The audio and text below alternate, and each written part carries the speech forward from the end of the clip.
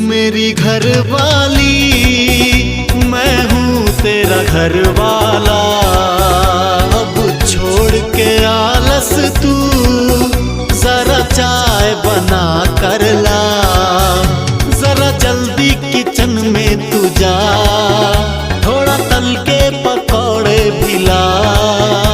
खाएंगे संग मेरी जान, पति का तुझे हरदम रखना पड़ेगा ध्यान।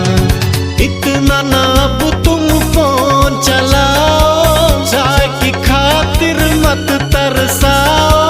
थोड़ा तो कहना मान, उठते ही मुझे अब तुम देने न लगना ज्ञान।